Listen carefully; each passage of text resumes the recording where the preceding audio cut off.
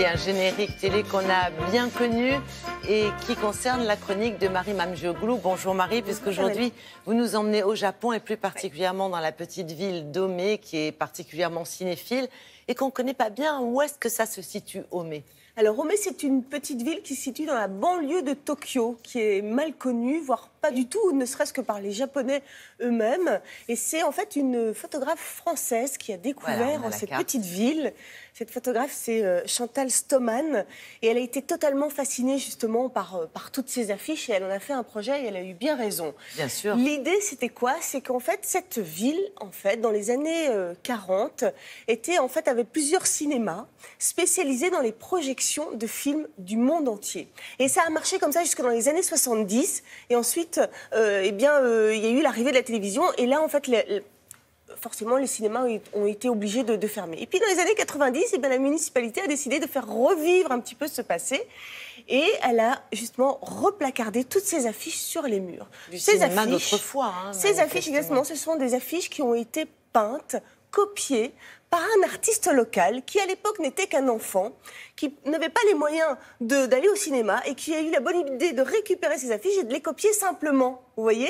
Et aujourd'hui, il a un véritable trésor. Ce sont des centaines d'affiches qui datent des années 50, 60.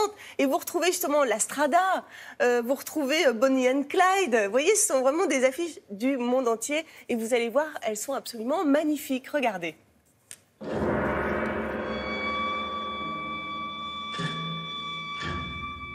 Ome est un véritable paradis pour les cinéphiles japonais, et pas que japonais d'ailleurs, parce que dans les années 50, il y avait 3 théâtres qui diffusaient du cinéma.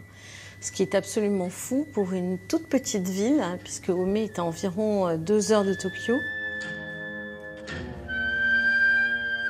Ome s'est intéressé particulièrement au cinéma occidental, surtout du cinéma hollywoodien et européen.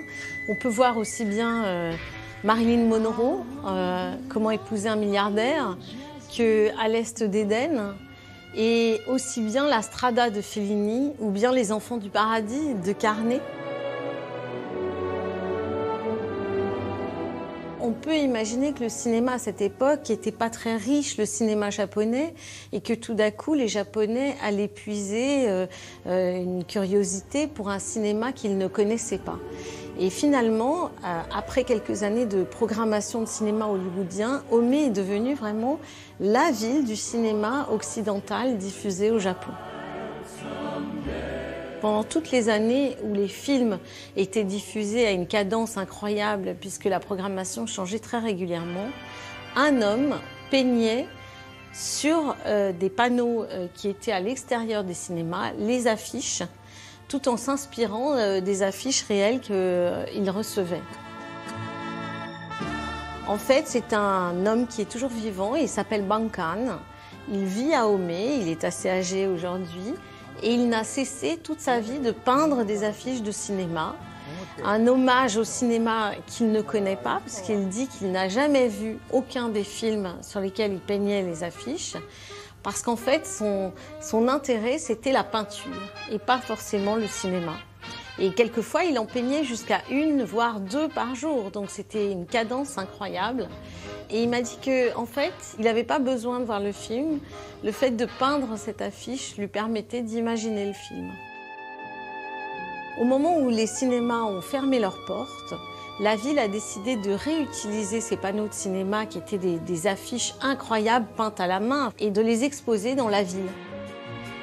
Lorsque j'ai questionné les gens qui vivaient à l'époque où les cinémas existaient, ils m'ont tous dit qu'ils ont appris l'amour avec le cinéma à Ome. Que les premiers baisers qu'ils ont vus, c'était des baisers qu'ils ont vus au cinéma et qu'ils rêvaient à l'amour grâce aux films qui étaient projetés à Ome. Donc en fait, ce qui l'intéresse, c'est la peinture, mais il n'y a plus de cinéma à Ome. Non, malheureusement, ces cinémas qui sont en fait des théâtres sur plusieurs étages avec des balcons, une architecture japonaise magnifique, n'existent plus, ont été détruits et remplacés par des parkings. Et aujourd'hui, tout ce qui reste, ce sont ces affiches de cinéma. C'est déjà un joli décor. Merci beaucoup, Marie.